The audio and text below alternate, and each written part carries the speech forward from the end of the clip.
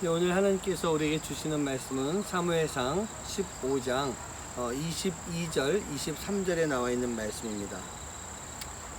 사무엘이 이르되 여호와께서 번제와 다른 제사를 그의 목소리를 청종하는 것을 쫓아 하심같이 좋아하시겠나이까.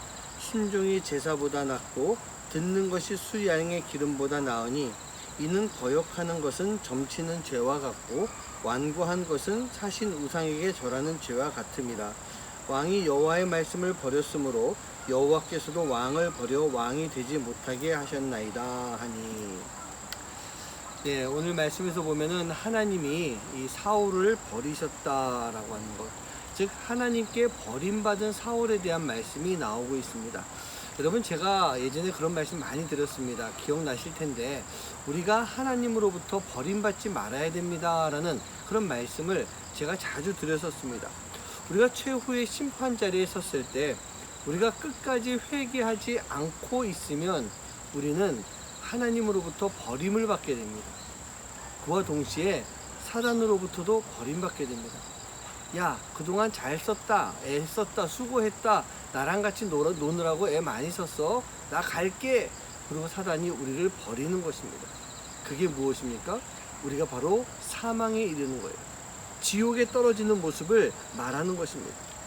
그래서 늘 우리는요, 우리가 신앙인으로서, 기독교인으로서 교회를 다니고 있지만 구원이라고 하는 것이 당연한 것이다 라는 생각을 하지 말아야 되는 것입니다. 우리가 사단에게 묶여 살다가 결국 사단에게 버림받고 하나님께 버림받아서 우리가 영원한 죽음, 영원한 사망에 빠지지 말아야 되는 것입니다.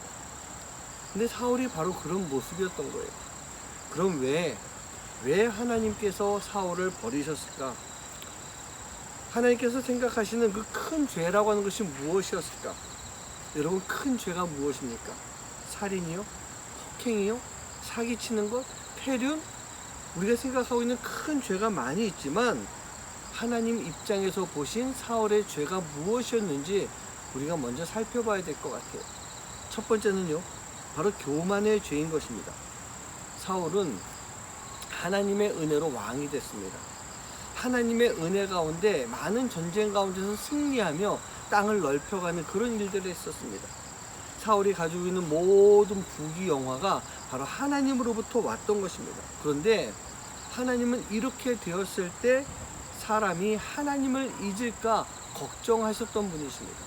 신명기 8장 말씀에서 보면은 우리가 부족함이 없이 살게 되면 마음의 교만이 하나님을 잊을까 우려된다.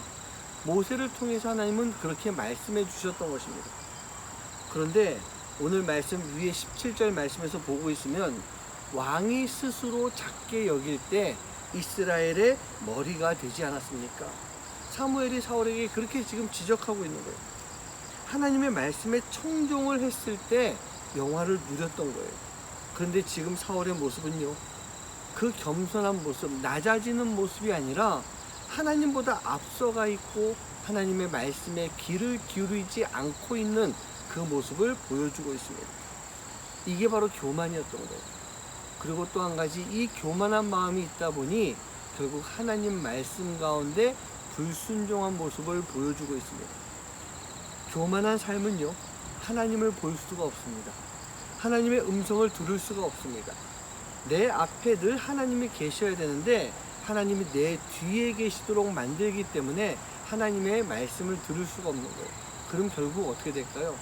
순종의 삶을 살지 못하게 되는 것입니다. 자기가 하고 싶은 대로 하는 거예요.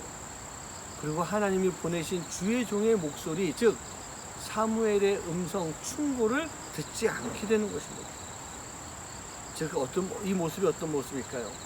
사단이 이끄는 대로 말하는 거예요. 사단이 이끌어가는 대로 행동하는 그런 모습이에요.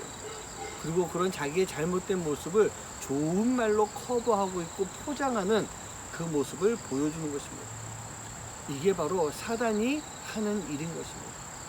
사단이 이렇게 사울을 교만하게 만들고 불순종하게 만들면서 결국 그 삶 속에 자기 욕심을 채우는 모습이 나타나게 됩니다. 사울의 행동은요, 하나님을 위한 것이 아니었어요. 자기 욕심을 위했던 것입니다. 예수님의 제자 중에 유다라고 하는 사람은요, 향유 옥합을 깨뜨린 그 여인 앞에서 왜 이것을 이렇게 깨뜨려서 허비하느냐? 이것을 팔아서 가난한 사람들을 나눠주면 많은 사람들을 도울 수 있을 텐데 라면서 핀잔을 줍니다. 하지만 유다의 마음은요, 그 12제자 중에서 재정을 관리하는 자로서 그것을 팔고 그것이 물질로 들어왔을 때 그 안에서 자기가 무엇인가 어떻게 하려고 하는 그 마음이 있었고, 예수님께서 그 마음을 분명히 알고 계셨기 때문에 유다에게 그 부분을 지적하셨던 것입니다. 그렇습니다. 사울이 지은 죄는요, 바로 이 교만이었던 거예요. 불순종이었어요. 욕심이었던 것입니다. 근데 여러분, 이 죄가 사실은 그렇게 크게 보이지 않을 수도 있습니다. 큰 죄가 아닌 것입니다.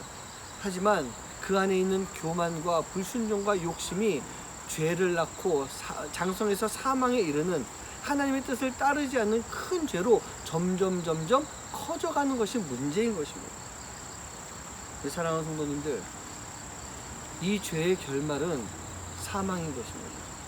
작은 죄가 됐던 큰 죄가 됐던 이 죄의 결말은 사망이에요. 그렇다고 한다면 아무리 작은 죄라 할지라도 이것을 무시하지 않고 우리가 이 작은 죄부터 회개하고 나아갈 때 우리 안에 작은 죄가 있던 큰 죄가 있던 하나님 앞에 회개하면 동일한 결과, 즉 구원이라고 하는 결과를 받을 수가 있게 되는 것입니다. 사랑하는 성도님들, 어떻습니까? 여러분들은요, 하나님 앞에 얼마나 겸손히 순종하며 사는 삶을 살고 있습니까? 오늘 하루 우리가 사울과 같은 마음인지, 우리 안에도 교만과 불순종과 욕심이 있는 마음인지 우리가 깊이 생각해 볼 수 있는 하루가 되시기를 주님의 이름으로 간절히 축원합니다. 기도하겠습니다. 하나님, 사울의 삶이 작은 죄부터 시작했습니다. 하지만 그 작은 죄를 회개하지 않았을 때 그 죄가 더 장성하여서 사망에 이르게 되는, 하나님을 떠나가는 그 큰 죄를 짓게 됩니다.